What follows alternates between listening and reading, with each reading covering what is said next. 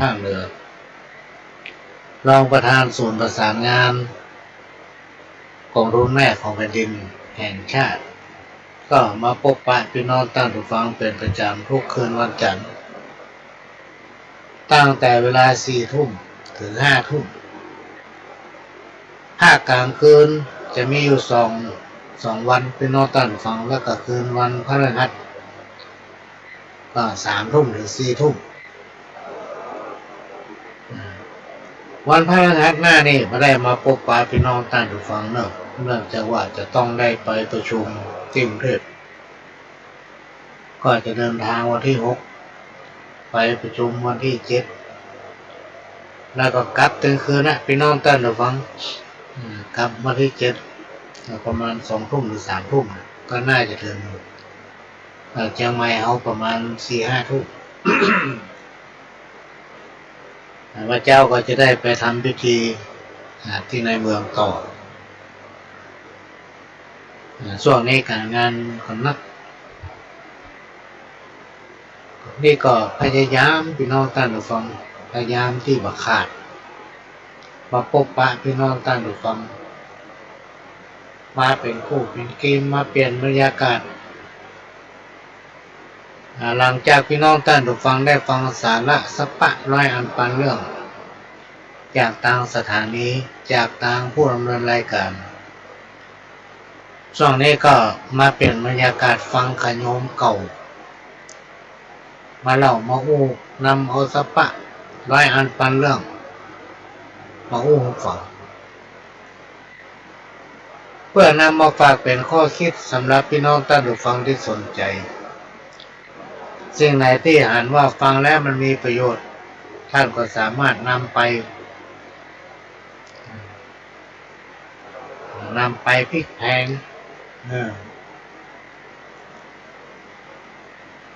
เอาไปผสมผสานกับการดำรงชีวิตประจำวันของท่านและสิ่งไหนที่งูออกไปมาทำให้พี่น้องท่านผู้ฟังบ่ม่วนอกบ่ม่วนใจแสลงใจ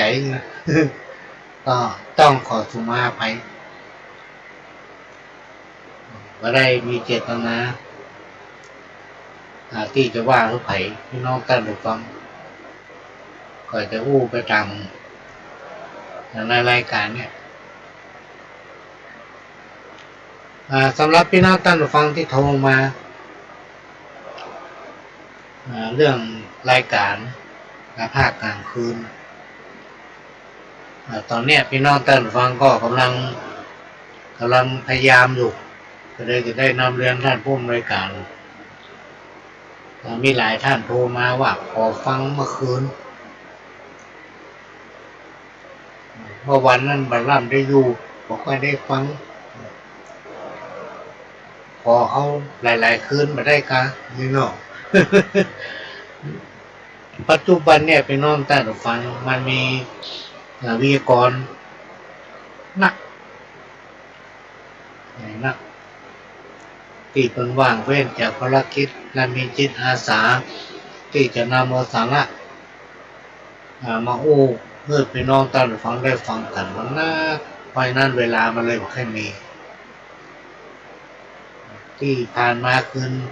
วันพฤหัสนั้นเขาจะอยู่ด้วยกัน3 ทุ่มถึง5 ทุ่มนั่นทางผู้อำนวยการสถานีได้ให้การอนุเคราะห์เมตตายืมเวลาเพิ่นมาฮื้อตอนเนี้ยเจ้าของเพิ่นมาเข้ารายการนะเขาก็เลยอยู่กันชั่วโมงนึงแต่ยังดีนะได้นำเรื่องสังปักได้เป็นคู่เป็นเกมกันไปลำคืนนึงและก็คืนวันศุกร์มีแล้วเนอะพี่น้องท่านผู้ฟังท่านก็ต้องไล่หาแล้วก็ต้องกองหาเราต้องโทรมาถามว่าวันนี้เข้าคอยก็แจ้งกันทราบแล้ววันเสาร์อาทิตย์ในเหมือนปกติเป็นประจำทุกวันเสาร์4 โมงถึง6 โมงวันอาทิตย์มี2 รอบบ่ายโมงถึงบ่าย3แล้วก็5 โมงถึง6 โมงอะไรห้ามเพิงไว้บ่ให้มีควันห้ามสุริยะแสงจันทร์บ่ให้ส่องแจ้ง ห้ามบ่ให้อายุของเฮาบ่ให้เลื่อนเคลื่อนไปห้าม3อย่างเนี้ยพี่น้องตั้งใจฟังบ่มีไผห้ามได้เหมือนกับห้ามคนเฮาบ่ให้ว่าอย่างให้ไผบ่ให้นินทาไผห้ามตึงบ่ได้ครูบาอาจารย์เพิ่นถึงได้กล่าวไว้ว่าคนไหนถ้าบอกว่าอย่างฮื้อไผ่อันน่ะมันไม่ใช่คนอยู่ ซึ่งมันมีมาตั้งเมื่อล่ะพี่น้องตั้งใจฟังเรื่องยุทธห้ามมาได้แต่สิ่งที่เราสามารถจะห้ามได้ก็คือห้ามตนเองห้ามตนเองมือไปว่าไผ่มือนินทาไผ่อันไหนที่ไม่ใช่เรื่องของตัวจะไปยุ่งจะไปเอามาคิดนะต้องห้ามตัวเก่าห้ามมือได้เลยเมื่อห้ามคนอื่นมาได้ก็ห้ามตัวเองบุญเป็นเงาเฝ้าติดตามบุญเป็นมิตรในทุกที่บุญคอยช่วยเหลือเพื่ออารีบุญทำให้พ้นราคีพ้นจากป่วยภัยอันนี้ก็เป็นคำสุภาษิตคติเตือนใจที่ครูบาอาจารย์เพิ่นเวลาเพิ่นไปเทศน์ที่ไหนเพิ่นมักจะเอาไปพูดพี่น้องตั้งใจฟังบุญเป็นเงาเฝ้าติดตามบุญที่เราทำเนี่ยพี่น้องตั้งใจฟังมันจะพลิกมาเราเหมือนเงาติดตามตัวเราเวลาไปมีเหตุอย่างที่ไหนอ่ะคนมักจะอุทานว่าโอ้หน้าบุญมันเป็นอย่างหน้าบุญมันเจ็บเนี่ยโอ้หน้าบุญแท้ๆบุญจึงเป็นมิตรในทุกที่บุญคอยช่วยเหลือเอื้ออารีบุญทำให้พ้นราคีปลอดจากโรคภัยขวานหรือมุ้ยพี่น้องตั้งใจฟังไอ้หูจักขวานพ่อหูจักมุ้ยกับขวานเนี่ยขวานมันจะใหญ่ละมุ้ยพี่น้องตั้งใจฟังแต่โบราณอาจารย์เพิ่นกล่าวว่าบอกว่าจะเป็นขวานหรือมุ้ยเนี่ยหากไม่ได้ฟันต้นไม้ได้เป็นต้นยกเว้นด้ามของมันฟันบ่ได้พี่น้องตั้งใจฟังเปรียบเหมือนกับคนเฮาตั้งหลายเนี่ยพี่น้องตั้งใจฟังชอบพอแต่คนอื่นโดยเฉพาะคนหันแก้ตัวนี่ที่เป็นห้องว่าคนพาลเนี่ย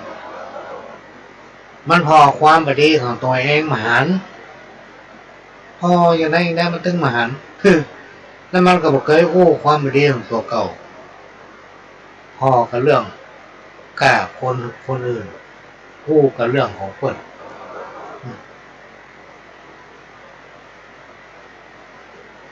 เปรียบได้เหมือนขวานกับมุ้ยทางไม่ได้ทุกอย่างยกเว้นด้ามของมันเป็นปุคลาธิฐานธรรมที่เพิ่นกล่าวและแต่งแต้มเขียนไว้ก็มาฮู้ฟังวันนี้ก็จะนำเอาเรื่องประเพณีพิธีกรรมมาเล่าสู่กันฟังสิ่งที่คนเราตั้งหลายนำปฏิบัติสืบตามกันมาจนเป็นที่ยอมรับวัฒนธรรมประเพณีทำให้เกิดความฮักสมัครสมานสามัคคีโดยเฉพาะศรัทธาเจ้าพุทธล้านนาของเราเนี่ยพี่น้องตั้งดูฟังบอกว่าใครจะอยู่ที่ไหนตั้งได้เมื่อถึงเวลาเดือนจีปีใหม่เข้าพรรษาออกพรรษามีกินมีตานงานใหญ่งานหลวงในหมู่บ้าน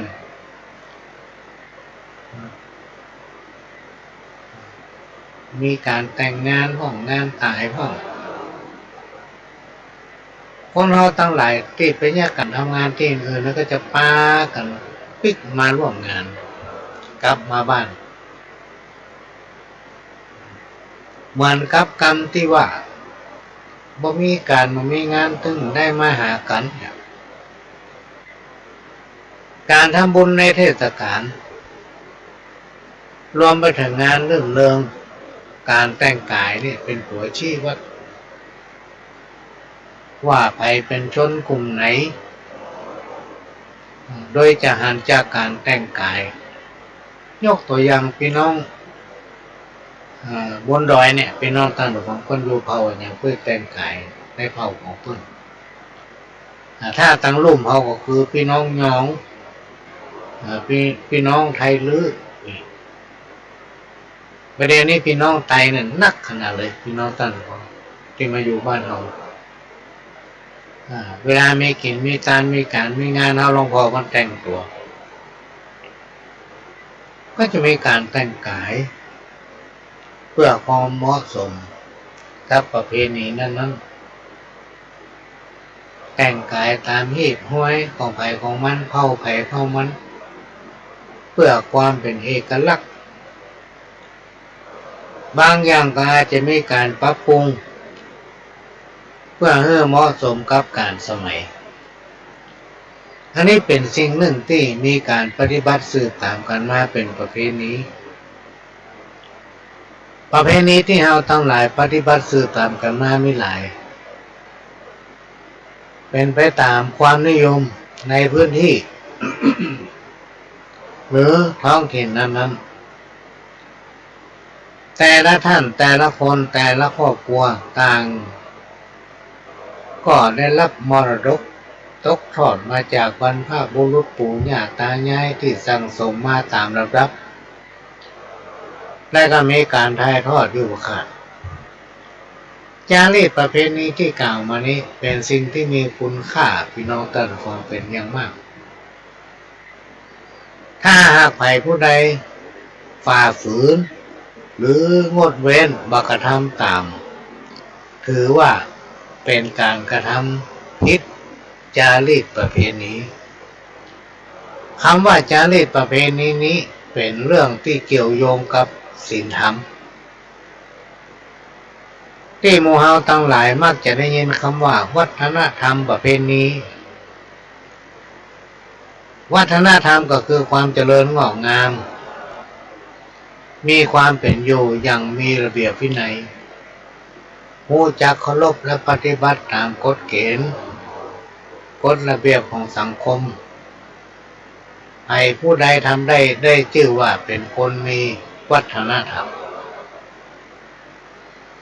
วัฒนธรรม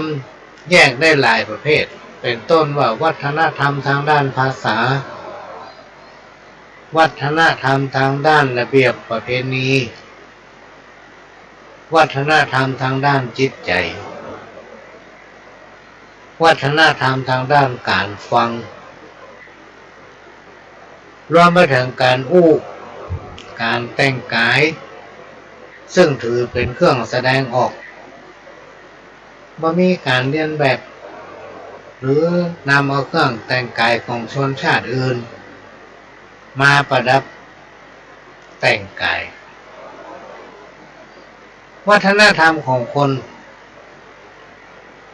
มีความเชื่อมั่นในตนเอง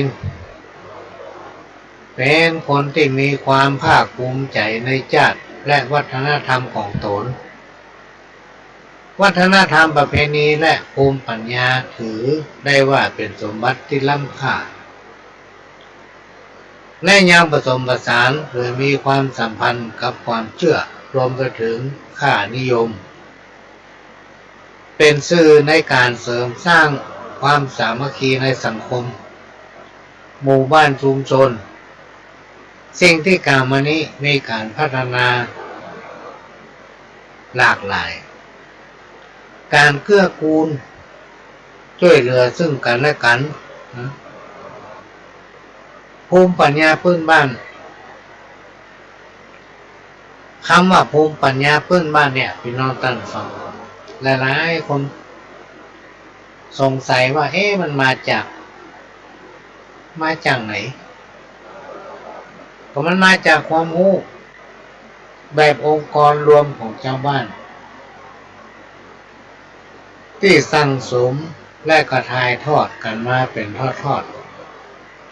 ๆเป็นต้นว่าสภาพของธรรมชาติและสิ่งแวดล้อมที่อาศัยอยู่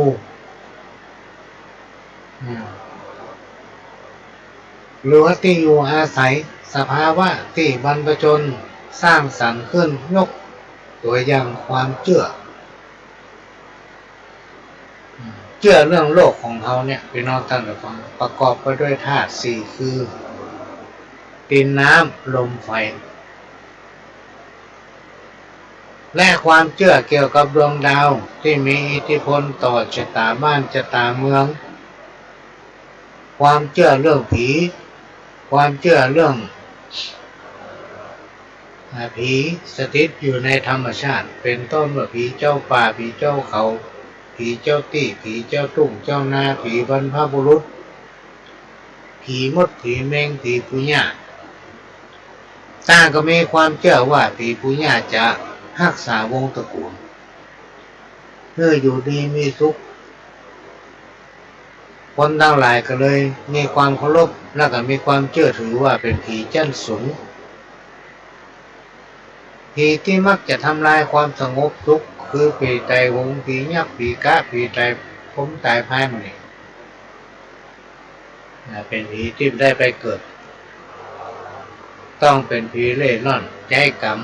คนสมัยก่อนเพิ่นฮ้องว่าผีเหล่านี้เป็นผีชั้นต่ำสิ่งที่กล่าวมานี้สะท้อนให้เห็นถึงวิธีการดำเนินชีวิตของคนเฮาแต่ละเผ่าพันธุ์มาตั้งแต่ในอดีตทุกอย่างล้วนแต่แฝงด้วยภูมิปัญญาที่เอื้อเฟื้อประโยชน์ต่อสุขภาพจิตของคนเฮาโดยเฉพาะเฮาทั้งหลายต่างก็เคารพเลื่อมใสในพระพุทธศาสนาและน้อมนำเอาธรรมะอันเป็นคำสั่งสอนขององค์พระสัมมาสัมพุทธเจ้านำปฏิบัติ คุณธรรมจริยธรรมรวมไปถึงศีลถึง5 ข้อเนี่ยเป็นน้องท่านผู้ฟังที่เป็นธรรมะขั้นพื้นฐานที่ชาวบ้านเราสามารถนำปฏิบัติได้คู่กับการประกอบสมาชีพในชีวิตประจำวันคำว่าวัฒนธรรมประเพณีเป็นสิ่งที่บรรพบุรุษปู่ย่าตายายยึดถือกันนักที่สุดเพราะมันทำให้เกิดความรักสมัครสมานสามัคคีความเอื้ออาทรความกตัญญูต่อผู้มีพระคุณเป็นต้นว่าพ่อแม่ปู่ย่าตายายครูบาอาจารย์และผู้ที่เคยให้กันอนุเคราะห์ช่วยเหลือถ้าใครผู้ใดเป็นคนอกตัญญูพี่น้องท่านผู้ฟังโบราณอาจารย์ท่านกล่าวไว้ว่าบดีคนนั้นที่มากล้าบ่ขึ้นได้มาสอกลงไปเป็นวาจะมีความสุขตึงกายและใจไปตลอดชีวิตเพราะความเป็นคนอกตัญญูบ่ฮู้จักคุณคนบ่ฮู้จักคุณคนเนี่ยพี่น้องท่านฟังในที่สุดก็จะมีความสุขตึงกายตึงใจวิถีชีวิตของคนเฮาเนี่ยโดยเฉพาะชาวเหนือเฮาเนี่ยพี่น้องท่านผู้ฟังเช่นปู่ย่าตายายของเฮาเพิ่นมีความเชื่อและปฏิบัติสืบตามกันมาเป็นเหมือนมรดกคือความเชื่อเรื่องพูดผีปีศาจต่างก็มีความเชื่อว่าพิธีกรรม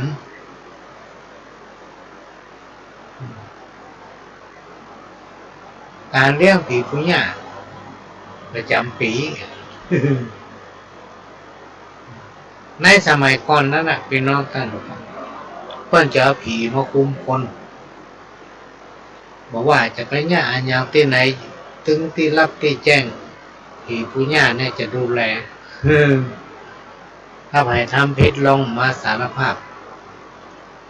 พอถึงวันที่รวมญาติวันที่เฮาเลี้ยงผีปุญญามันก็จะมาเข้าแฝงคนใดคนหนึ่งจี้หน้าด่าสะหน้าประจานเลย อันนี้เป็นสิ่งที่คนในสมัยก่อนนี่คนยึดถือและนำปฏิบัติถ้าไปไม่แย่ปฏิทำพิธีบ้านผีเฮือนก็ต้องมาสารภาพกับผีปุญญาแปลงคำเข้ากำน้ำแปลงกันก็ต้องไม่บอกเพื่อผีญาเมื่อนั่งเข้าต่อไป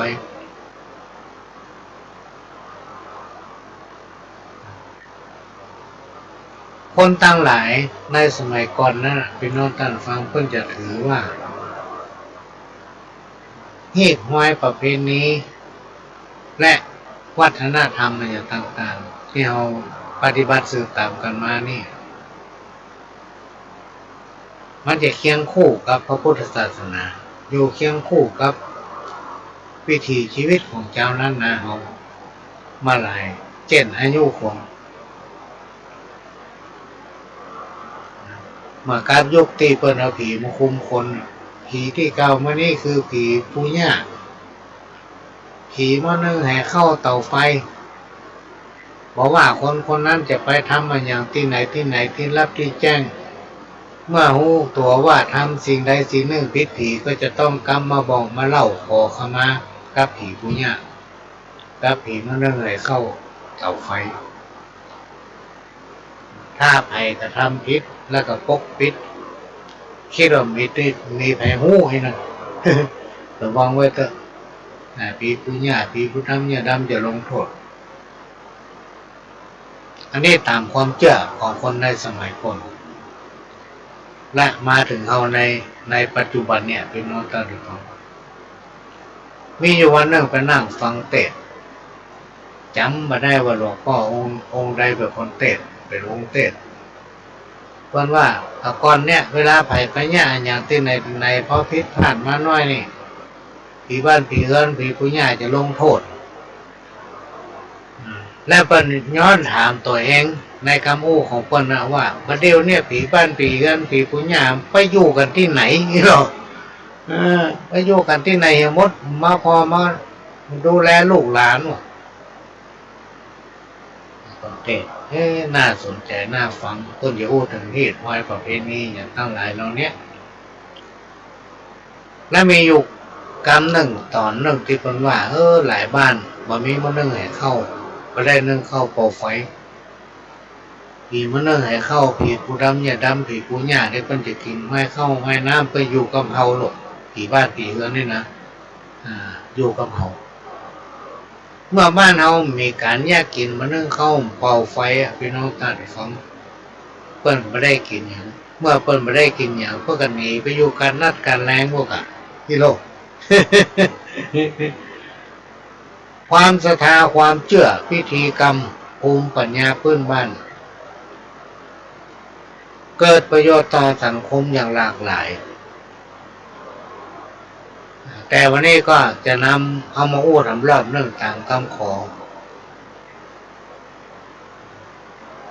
จะนำมาอู้เพียง3ประการที่1ศรัทธาความเชื่อและพิธีกรรมภูมิปัญญาพื้นบ้านช่วยหล่อหลอมเพื่อมนุษย์คนเฮาเป็นผู้ที่มีความประเสริฐกว่าสรรพสิ่งซึ่งจัดอยู่ในสัตว์โลกที่ต้องเวียนว่ายตายเกิดเหมือนกับสัตว์อื่นๆมนุษย์คนเฮาต้องอ่านพี่น้องตั้งแต่ฟังที่จะต้องมีพิธีกรรมสรรพสิ่งสรรพสัตว์ทั้งหลายนี่บ่มีในตำรานะว่าทรงเคราะห์ทรงแทนทรงโจรคือไก่ทรงเคราะห์ทรงแทนทรงโจรปุจจาโจบคือหมูคือหมาอย่างนี้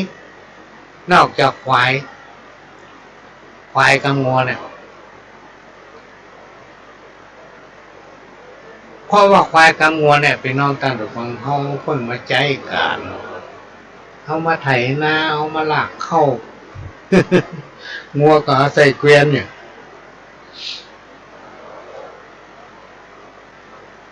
ควายก็เอาไถนะบางที่บางแห่งก็เอาควายนะใส่ล้อใส่เกวียนพอถึงฤดูทำนาพี่น้องตาดุกเสร็จจากการย่าให้ไถนาเสร็จเรียบร้อยก็จะมีการมัดมือควายห้องก่อนควายเนี่ยเป็นต้นประการที่สองพิธีกรรมช่วยสร้างความภูมิใจเพื่อเกิดปีติสุขที่ได้ประกอบพิธีกรรมเป็นต้นว่าคนบ่ค่อยสบาย3 วันดี4 วันให้อยู่บ่ม่วนกินมาลำเพิ่นเฮ้อปูจาลดเคราะห์หรือปูจาแทนปูจาธาตุหรือบางแห่งก็จะมีการทำพิธีสู่เข้าเอาขวัญผูกข้อมือประโยชน์ที่จะได้รับก็คือสร้างความอบอุ่นทางด้านจิตใจและมีกำลังใจเมื่อได้ประกอบพิธีกรรม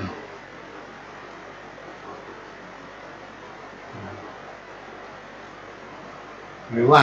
เป็นพิธีบวงสรวงพิธีกรรมคนในสมัยก่อนเพิ่นมีความเชื่อว่าสิ่งศักดิ์สิทธิ์น่ะพี่น้องท่านผู้ฟังมันจะอยู่เหนือธรรมชาติจะช่วยผ่อนคลายจากนักเพื่อเป็นเบานะคอยขจัดปัดเป่าเบอร์สิ่งที่ให้เข้ามาใกล้มาไกลเพราะว่าเขาจะไปที่ไหนตั้งใดพี่น้องท่านผู้ฟังก็จะเป็นที่เก่งขามเป็นที่เคารพต่อสรรพสิ่งทั้งหลายด้วยความเชื่อประการที่สามความเชื่อมีประโยชน์โดยตรงคือต่อการดำรงชีวิตเป็นต้นว่าล้างบอกเหตุดีหรือให้ปรากฏการทางธรรมชาติและยังสร้างความเป็นเอกภาพความสามัคคีในครอบครัววงตระกูลสังคมชุมชนหมู่บ้านรวมไปถึงประเทศสังคมชุมชนสามารถดำเนินชีวิตอยู่กันอย่างมีความสุขด้วยความเชื่อความศรัทธาดังนั้นศรัทธาความเชื่อและพิธีกรรมเป็นฐานจารีตประเพณีและก็วัฒนธรรมของชุมชน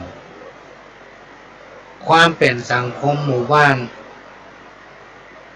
มีจิตใจเอื้ออาทรช่วยเหลือเกื้อกูลซึ่งกันและกันจึงทำให้สังคมชุมชนนั้นมีคนที่มีจิตใจงามคนเจ้าเหนือล้านนาเนี่ยเป็นน้องท่านฟังมีจิตใจงดงามมันถึงเป็นจุดเด่นเป็นที่สนใจของเจ้าต่างประเทศเจ้าต่างชาติเพราะว่าจะเป็นชาติไหนคนในบ้านในเมืองเฮามีความเคารพอ่อนน้อมมีความเอื้อเฟื้อเผื่อแผ่มีความเสียสละและก็มีความจริงใจซึ่งกันและกันนอกจากนี้ยังยึดมั่นในหลักธรรมอันเป็นคำสั่งสอนขององค์พระสัมมาสัมพุทธเจ้าและก็เอามาสั่งสอนลูกเต้าเราหลานต่อสืบตามกันมาจนถึงปัจจุบันอันนี้ก็เป็นเรื่องที่นำมาเล่ามาอู้สู่กันฟังพี่น้องท่านผู้ฟังเพื่อเป็นข้อคิดเพื่อพี่น้องท่านผู้ฟังแล้วก็จะนำเอาเรื่องพิธีสืบชะตามาอู้ฟังพิธีสืบชะตาสมัยก่อนนั้นเป็นแบ่งออกเป็น3 อย่างหรือ3 ประเภทตามคำขอ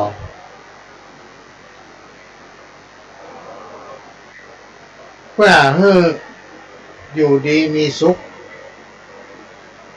มีความเจริญไปตั้งหน้าพิธีสืบชะตาอันที่หนึ่งก็คือการสืบชะตาบ้านชะตาเมืองรวมไปถึงการสืบชะตาระดับประเทศ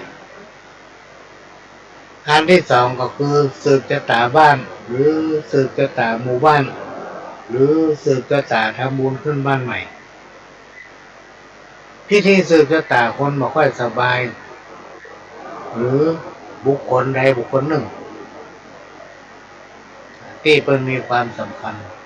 ต่อสังคมชุมชนข้อหนึ่งเกี่ยวกับชะตาเมืองรวมไปถึงชะตาประเทศคนในสมัยโบราณนั้นพี่น้องท่านผู้ฟังก็มีความเชื่อ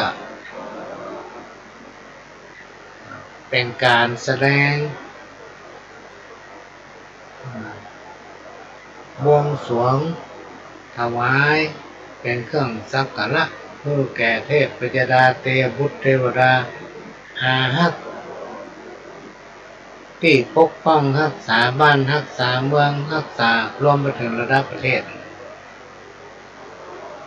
เป็นการแสดงออกหมายถึงความกตัญญูกตเวทิตาคุณต่อเทพพยดาทั้งหลาย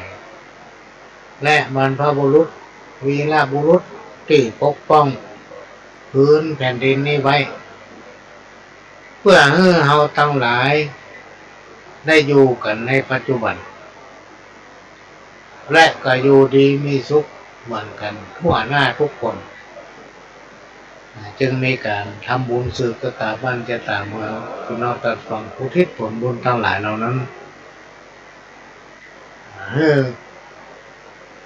เทพพยดาเตปาหักรวมไปถึงผู้มีประการคุณกับตัวของเขาประการที่สองการสืบชะตาบ้านใหม่หรือหมู่บ้านหรือสำนักงานร้านค้าคอนโดออฟฟิศหอพักโรงแรมเพื่อให้บังเกิดความเป็นสิริมงคลหรือเพื่ออยู่ดีมีสุขมีความเจริญก้าวหน้ากรณีบ้านใหม่ก็ปรารถนาให้คนในครอบครัวอยู่ดีมีสุขถ้าหมู่บ้านก็เพื่อให้ชาวบ้านทุกคนทุกครอบครัวอยู่ดีมีสุขนี่คือความหมายข้อที่สามการสืบชะตาคนพี่น้องท่านคนและบุคคลการสืบชะตาคนก็เพื่อให้คนคนนั้นอยู่เย็นเป็นสุขพ้นจากโรคภัยไข้เจ็บเสนียดจันไรทั้งหลายจะได้มาใกล้เพื่อมีอายุมั่นยืนยาวสำหรับการสืบชะตาบุคคลหมายถึงรับขวัญสืบชะตาให้กับเจ้าคำนายกับผู้ที่โยกย้ายมารับหน้าที่ใหม่หรือสืบชะตาให้พ่อหลวงกำนันหรือว่าพ่อแม่ศรัทธาจะสืบชะตาให้วัดเพื่อพระเถระครูบาอาจารย์อย่างนี้เป็นต้นแต่ประการหนึ่งสิ่งที่ขาดไม่ได้เมื่อมีการสืบชะตาก็จะมีซุ้มชะตาเมื่อมีซุ้มชะตาก็จะต้องมีขันผูกมือหรือว่าขันใบสีเนี่ย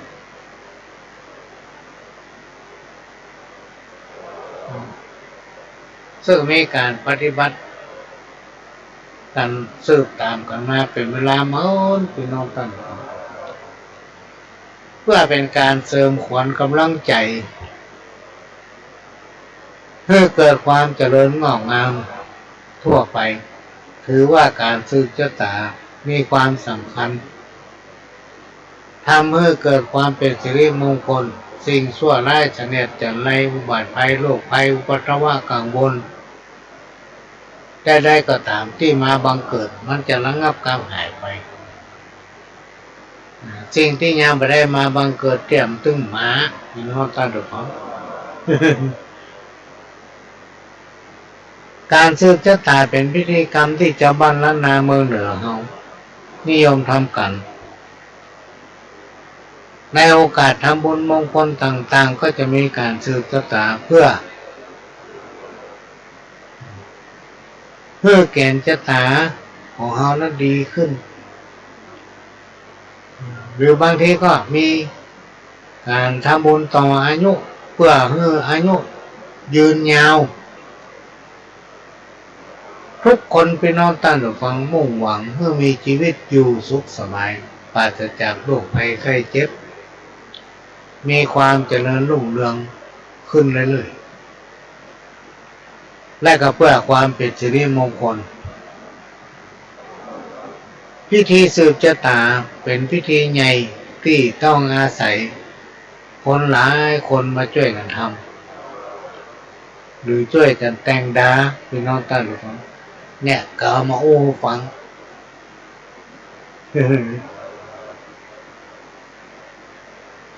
พอมาถึงตรงเนี้ยพี่น้องตั้งใจฟังก็จะเอาธรรมะขั้นพื้นฐานก็คือศีล5 ข้อที่คนเขาตั้งหลายควรนำปฏิบัติคู่กับชีวิตประจำวันครูบาอาจารย์ท่านได้กล่าวไว้ว่าผู้ใดปฏิบัติได้จะพบแต่ความสุขความเจริญก้าวหน้ายิ่งขึ้นอย่างศีลข้อที่ 1เนี่ยปาณาเว้นจากการฆ่าสัตว์ตัดชีวิตและเบียดเบียนผู้อื่นผลของการฆ่าสัตว์ตัดชีวิตเบียดเบียนคนอื่นเพื่อเขาได้รับความทุกข์ยากเดือดร้อนปัจจัยความรุนแรงต่อคนต่อสิ่งที่มีชีวิตรวมไปถึงบัดทำลายสิ่งแวดล้อมหรือธรรมชาติผลของกรรมมันมีพี่น้องท่านผู้ฟังบอกว่าสัตว์และคนต่างก็ฮักชีวิตของตน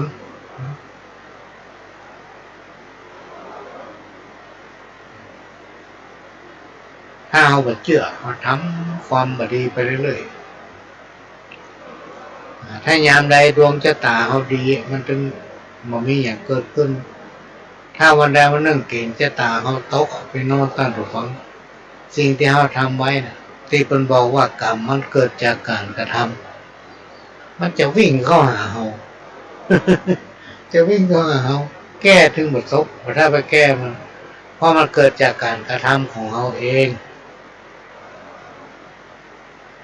ศีลข้อที่ 2อาทินนาเว้นจากการลักทรัพย์หมายถึง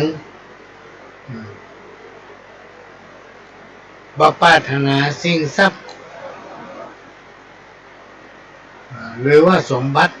ที่ได้มาโดยบ่ชอบมีการวางแผนและใช้อำนาจช่อโกงทรัพย์สมบัติทั้งหลายเนี่ยพี่น้องท่านฟังเฮาฮักมันเท่าใดคนอื่นเพิ่นก็ฮักและห่วงแหนพร้อมเป็นสมบัติของเพิ่นเพราะฉะนั้นเพิ่นเตือนเพิ่นสอนให้เว้นอย่าได้คิดเด็ดขาดคิดเอาของเพิ่นมาเป็นของตัวเนี่ยว่าอาจารย์เพิ่นจะห้ามว่าอย่าทำมันบ่ดีและทำประการหนึ่งเป็นสิ่งที่สังคมรังเกียจต่อการละเมิดในทรัพย์สินของคนอื่นที่ประแจของตัวเองรวมไปถึงการทุจริตคอร์รัปชันทุกรูปแบบ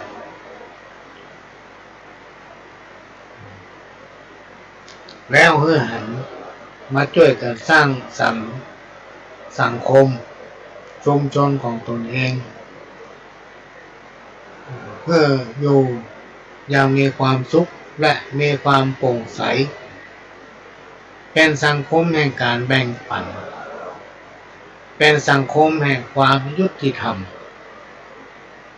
การลักขโมยของเปิ้นมาเป็นของตัวเนี่ยครูบาอาจารย์เปิ้นถึงบอกนักแน่นแท้ๆพี่น้องท่านของเปิ้นว่าบดีมันบดีในสมัยก่อนนี่ถ้าคนรับคนหนานครูบาอาจารย์เปิ้นว่าบดีนี่เขาถึงบอกใกล้แล้ว เราอ่านไปเดียวเราไปบอกเขากับมันไปดีนะลูกย้อนถามเขาเป็นจะได้ ข้อที่3กาเม เพื่อเว้นจากการประพฤติคิดจากคันลองคองธรรมว่าด้วยการบัใช้ความรุนแรงต่อคนในครอบครัวซื่อตรงต่อการทำตนเองเพื่อเป็นตัวอย่างแก่ลูกคนในครอบครัวซึ่งเป็นการส่งเสริมให้สถาบันครอบครัวอยู่เย็นเป็นสุขมีความรักความอบอุ่นมีความมั่นคงเพื่อเกียรติและเคารพในครอบครัวของตนศีลข้อ3เนี่ยพี่น้องตั้งแต่ฟังมันเป็นหลักประกันความมั่นคงของสถาบันครอบครัว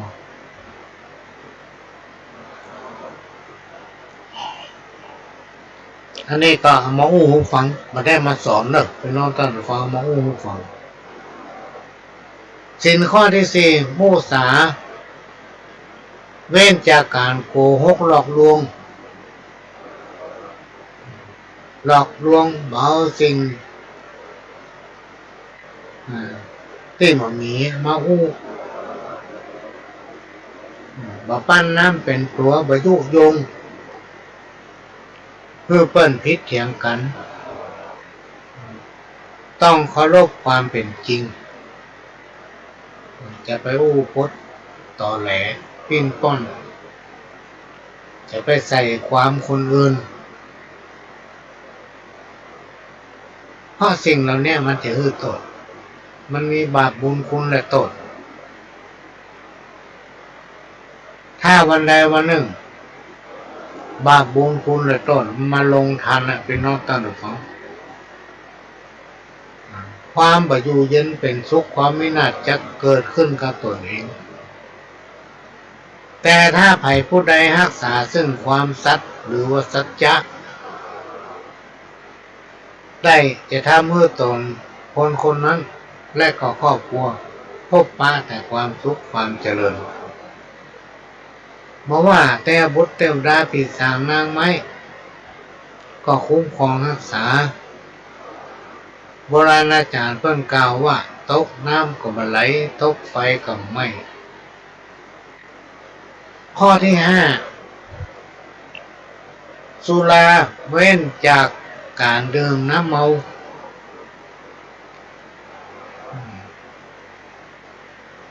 และก็สิ่งเสพติดหื้อโตดสิ่งที่กล่าวมาเนี่ยมันทำให้คนเราขาดสติและก็ลืมตัวและยังเป็นสาเหตุในการกระทำความผิดการดื่มน้ำเมารวมไปถึงเสพติดสิ่งเสพติดยาบ้าทั้งหลายเนี่ยนอกจากจะมีผลโดยตรงต่อสมองและสติยังมีผลต่อร่างกายซึ่งเป็นที่มาของโรคร้ายต่างๆเป็นสิ่งที่สังคมรังเกียจนอกจากนี้ศีลทั้ง5ข้อเนี่ยพี่น้องท่านฟังยังสอนให้คนเราอยู่ทั้งวันเนี่ยอย่างมีสตินะอย่างมีสติเป็นต้นว่าบริโภคอาหารบริโภคทรัพย์บริโภคอำนาจปัญหาที่มันเกิดขึ้นตึงวันเนี่ยพี่น้องท่านฟังเป็นเพราะว่าคนเราทั้งหลายนะมัวเมาบริโภคสิ่งเหล่านี้โดยขาดสติสิ่งทั้ง5ข้อนี้เป็นสิ่งที่มีคุณค่าเป็นอเนกอนันต์มีความสำคัญต่อการดำรงชีวิตประจำวันของคนเราทุกคนหากผู้ใดรักษาได้จะทำให้มีอายุยืนยาวปราศจากโรคภัยไข้เจ็บข้อมาเบียดเบียนนี้เป็นต้นนี่ก็มาเล่ามาฟังเนอะพี่น้องท่านฟัง ขณะนี้พี่น้องท่านผู้ฟังก็กำลังรับฟังรายการสาระสปะร้อยอันเป็นเรื่องทางสถานีวิทยุ FM 104.50 เมกะเฮิรตซ์วัดป่ายหินซึ่งเป็นแม่ข่ายหลักที่เล่งเอาสัญญาณรายการดีๆต่างๆจากทั่วประเทศพี่น้องท่านผู้ฟังที่มันเล่งสัญญาณไปสู่กันได้มาออกอากาศให้ฟังทุกวันแทบจะ24 ชั่วโมงเพราะฉะนั้นสถานีวิทยุ FM 104.50 เมกะเฮิรตซ์เป็นของพี่น้องคนฟังทุกท่านที่เราต้องช่วยกันทนุบำรุงพี่น้องท่านผู้ฟังตามกำลังของแบบของมันเสร็จแล้วก็แจ้งมาตั้งรายการเพื่อจะได้ประชาสัมพันธ์อนุโมทนาบุญ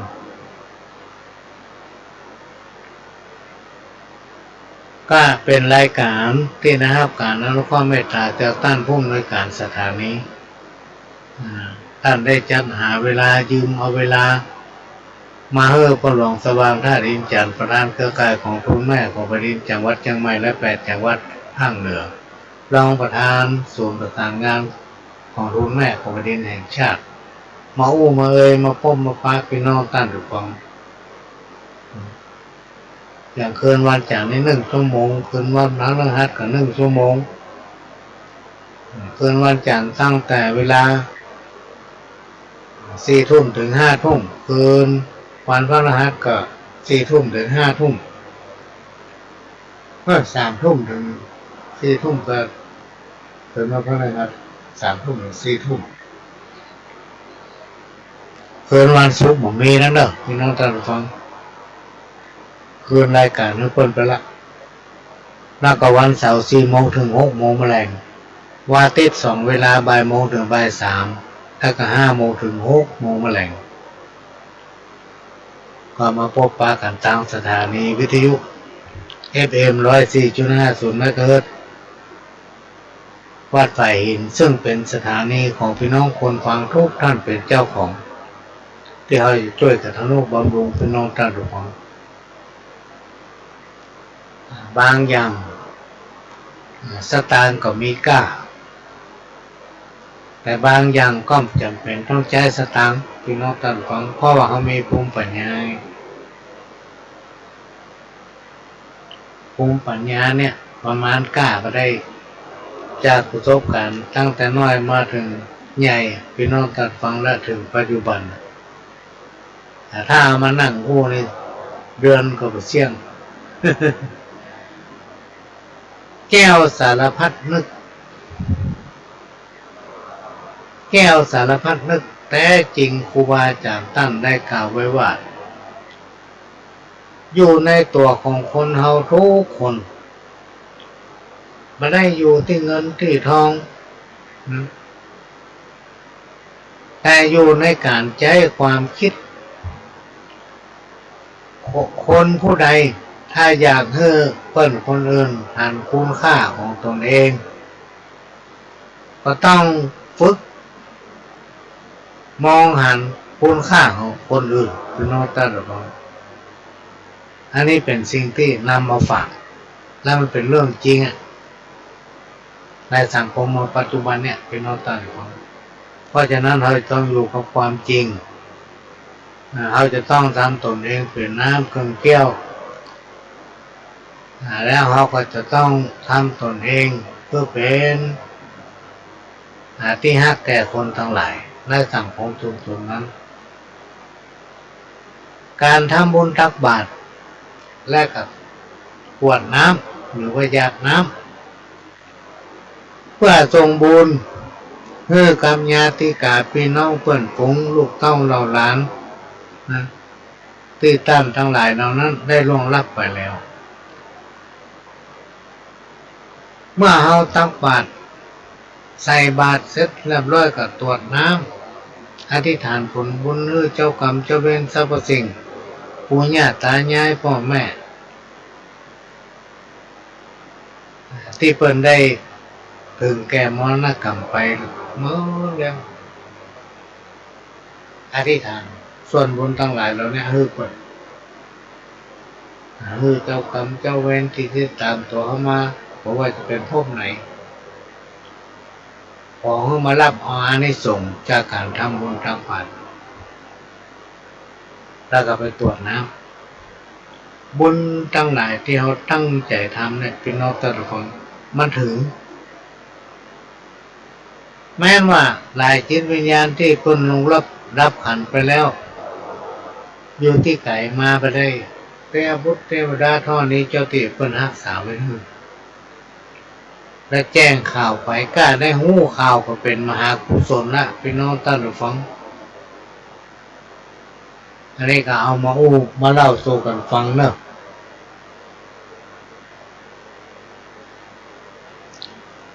ก็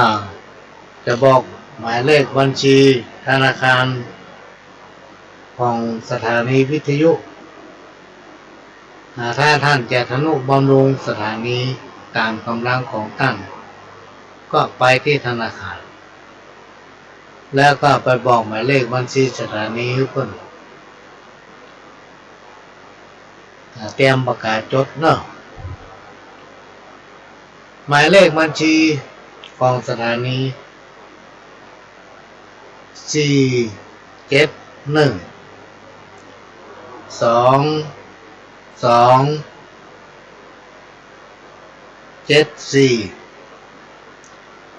927ทวนลำล่อง4712274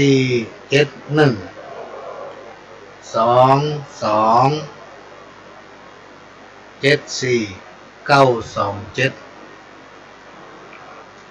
ก็ตามกำลังของไหวของมันพี่น้องท่านผู้ฟังช่วยกันคนละเล็กละน้อยสถานีมีความจำเป็นที่จะต้องได้ทนุบำรุงถ้าเอาบัตรทนุบำรุงพี่น้องท่านผู้ฟังกำเดิมมันดับไหลอะไรก็ปะไม่ในเหี้ยไม่ในแล้วก็มาเดือดร้อนก็จะมาอ่านให้ข้าวให้ฟังให้สักบทตอนนี้เหลือเวลาน้อยเดียวประมาณ 4-5 นาทีข้าวจากคนฟังก่อนว่าตั้งเจิญฟังพี่น้องญาติมิตรเกี่ยวข้องพี่น้องใกล้ๆตัวข้าหม้อนี้ขอชี้จะไขเรื่องความเปลี่ยนไปของมนุษย์โลกกว้างจักขออาสายกมากล่าวอ้างว่าตามแนวทางชีวิตบางพ้องนั้นนาเกิดมาอุทิศชอบคิดแต่งสร้างความดีสิ่งชั่วช้าไร้ค่าบุกตีรับรองบ่มีจากนี้จากหน้าทำการงานใดจิตใจเก่งกล้าสติปัญญารอบรู้พ้องเป็นนักเลงชอบเบ่งชอบบู๊ชอบการต่อสู้จุยันกินตามงานวัดทุกครั้งตึงตังหุนหันนั่งยันนอนยันดึงดันเส้นทางเอาข้างเข้าถูโคตรสู่ตัวบ้านจนเพื่อนร่วมงานออกกลางจับใส่บางคนอดทนบักค้านมุ่งเน้นแต่ด้านการงานนักแม่นยิ่งนักเป็นลักเป็นฐานบ่ชอบวิจารณ์ล้างผ่านเจ้าบ้านมีใจอารีทำดีทุกบ้านห้องก็เกินไปมีจิตใจดื้อด้านวางแผนหลายชั้นอุบายในจิตใจนั้นยึดมั่นขวนขวายหาทางทำลายแต่ฝ่ายตรงข้ามใจบ่จริงจังทำดังวังก้ามมุ่งแต่คุกคามเปื้อนป้องคนเฮาตึงวันสำคัญพี่น้องห้องบ่เกี่ยวข้องไผเลยการงานมีทุกครั้งเอาแต่นั่งเฉยๆทำเหมือนบ่เคยบ่เอ่ยบ่ฮู้ห้องชอบนินทาอู้จาก่าวจี้อย่างอันอย่างอี้ยาวความเรื่องใหญ่เรื่องน้อยเฝ้าคอยติดตาม แล้วพยายามสอบถามเพื่อได้พ่องก็ผูกพันพนันแน่นแฟ้นใจมานั่งแน่นเมามัวอบายยามุกหาตุกใส่ตัวปลาเฮือครอบครัวปวดหัวเมาเข้าการงานก็เสียกินเบียร์กินเหล้าของเฮือเบาๆพ่องเตอะพ่องก็ล่ำไปจิตใจเลอะเทอะชอบเพ้อนอกเส้นศีลธรรมหากได้พลาดพลั้งที่หลังควรจำอย่าได้กระทำยังกำใหญ่น้อยบางพ่องทำดังปิดบังผมก้อยกบเกินร่องรอยเงียบมิดเรื่องใดก็มีเวทีชีวิตเอาถูกผิดถูกได้ทุกคนคิดให้ดีลึกซึ้งเข้าหาเหตุผลจักเป็นมงคลกุศลมากกว้างกุศลมากกว้างเอาละพี่น้องท่านผู้ฟังเวลามันจะหมดละพ่อหลวงก็จะขอนำรายการจากพี่น้องท่านผู้ฟังไปก่อนขอให้ทุกคนทุกท่านรับฝันดีเหมือนกันคู่คนจากกับผมพ่อหลวงสว่างท่าดินจากพอสวัสดีครับ